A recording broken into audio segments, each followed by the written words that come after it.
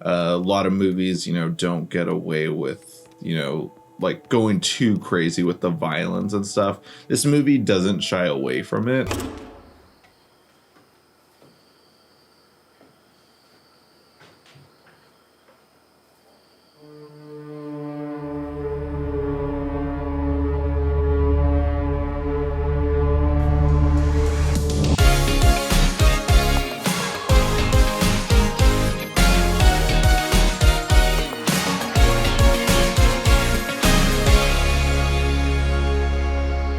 Drive-by movies, you're watching Fresh releases. My name is Blaze. And my name is James. And this week we're talking the new film exclusively to Shudder, The Medium.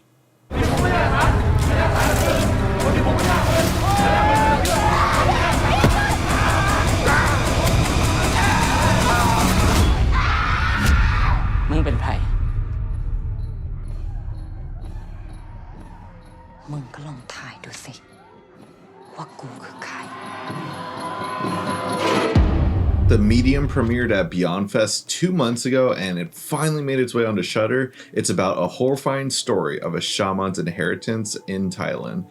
What could be possessing a family member might not be the goddess they make it out to be. So this is a movie I remember, just like, if for those who don't know what Beyond Fest, it's one of the cooler LA horror film festivals. Well, not so much horror, but like that's definitely what it focuses on. But they also show a lot of cult movies, and whatever movie has like a 25th anniversary or 20th anniversary, 10-year anniversary, they usually re-show it with a director doing a Q&A after the movie. And it definitely gets like huge audiences where most showings sell out. It's a lot of fun. Everyone gets rowdy. It's where we saw Halloween 2018 for the first time about like a few weeks before it debuted in theaters. And it's always just a fun time and everything. And in between movies, though, when you're waiting for yours, they show trailers for movies that like are playing at the festival. And that's how I found out about this one. And so I'm glad we finally got to check it out. Blaze, what'd you think? So this is a movie that, as I said earlier, it's exclusive to Shudder. Shudder, I think, honestly, I mean, besides Netflix, I feel like Shudder's the only other streaming service that significantly releases at least every, I'll say there's times where they go every week, they're releasing a new product, but but like maybe not every week they do it. So I would say, probably every 2 weeks they'll release a new thing throughout the year. But when we hit October, they're releasing something every week. I think throughout the summer they release something every week. They have a really good release schedule, similar to Netflix, always releasing new stuff every week. But unlike the other streamers that really only release like a couple things a month, I think Shudder just has a great release schedule, and The Medium was one of their most recent releases. And this is a Thai horror film basically about, as you said, like a shaman and these kind of deities and like possession. And this was a very surprising movie that reminded me of a movie that we really enjoyed in, I think it was 2018, The Wailing. Yes, that sounds right. We might be wrong on the year, but definitely one of my favorite horror films in recent years. Yeah, it reminded me of that, but it had like a twist of being, a mockumentary. It's a kind of long film, especially for something that's attempting to be a documentary, but I did enjoy it for the most part. Yeah, for the most part is a great thing to, put on it, I think, or like, kind of go in watching it. There's a lot to like about it. I like how realistic it feels at first. Like when I was watching the trailer, it's been a while since I saw that trailer a couple months ago at Beyond Fest. I just remember the vibe of it feeling very creepy. I was like, oh, I want to see that. I'm going to add it to my letterbox right now so that way I don't forget about it. But I don't remember the trailer that they played there having this mockumentary look to it. I swear it was just creepy visuals with voiceover over it.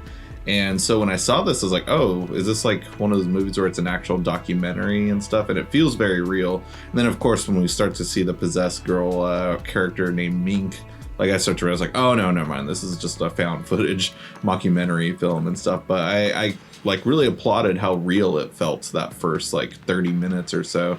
And like you said, though, this is very long. It's a little over 2 hours. And I really enjoyed, I'd say, the first hour and 15 minutes. But as it starts to trend into like, your your typical horror film, there's a lot of stuff that, like, you know, I've seen this kind of stuff before. It doesn't feel as natural as it did and stuff, and I wish it kind of kept, you know, that more natural feel it was feeling earlier in the movie. But I still really appreciate some of the creepy effects and, you know, stunt of this actress. I wouldn't say stunts, but just like, you know, her acrobatics that she does are very creepy and horrifying. Most definitely. One thing I did like about the movie Beyond, I liked the whole mockumentary style. I thought it was like an interesting way to take, you know, that spiritualistic but also like exorcism style movie, because it's kind of essentially like an exorcism style. And we did get, like, in the early found footage days, we did get, you know, a lot of exorcism found footage movies, like Last Exorcism, Exorcism of Emily Rose. So you have, like, that's like kind of a trope, but we do get this kind of look into a different culture. It takes place in Thailand, which is a very spiritual culture that had, you know, many deities, which they mention in this film. There's one specific deity which they mention from time to time, but there are multiple deities that, you know, it kind of possess people, I guess, without trying to dive into spoilers. But yeah, I thought that it had a really cool, like, vibe and atmosphere that you wouldn't normally get from anything Western, or something that also did feel kind of very specific to Thailand, which I thought was an interesting, like, take on a movie that we've definitely seen before. Yeah, I think a lot of things that, like, with horror films these days is, like, you still kind of want to be cautious of what you're showing. A lot of movies, you know, don't get away with, you know, like, going too crazy with the violence and stuff. This movie doesn't shy away from it. With it being found footage, you know, you think you can turn the camera at the last second to kind of avoid it. But this movie does feel very real when it depicts its violence, you know, whether, like, a baby or a dog is involved. Like, it's pretty frightening stuff. And that's not too often that you see it. Like, you know, there's plenty of American films that we see this kind of stuff. But I think, like, whenever you see these kind of things, like, most people think of, like, the crazy movies, like, from European horror films, like Martyrs or Frontiers and stuff. So, you know, it was crazy to see that in a mockumentary setting about possession for the most part, just because you don't think of gore with possession movies. You think of, like, you know, creepy visual effects and a few jump scares here and there, but, like, you know, seeing these violent gore scenes really caught me off guard. And beyond, like, the gore just being kind of unsettling, I think one of my favorite aspects of the movie was, you know, previous to where this film kind of, like, almost jumps the shark in a way, but it is basically just like the small unveiling and unsettlingness of this character who is possessed, and kind of like the documentary film crew, as long as the family members, kind of realizing that this character is, you know, under possession and not quite who they seem to be. I just love, like, the unraveling of that story, especially utilizing, you know, this documentary film tactics of, like, them at work or them, you know, at family events, and, like, a switch is almost turned and they're just acting really strange. Like, I liked that kind of, like, way that they unraveled and showed that to the audience. Like, I felt like that was the most unsettling aspect of this film, beyond, like, you know, like you mentioned, the gore aspects.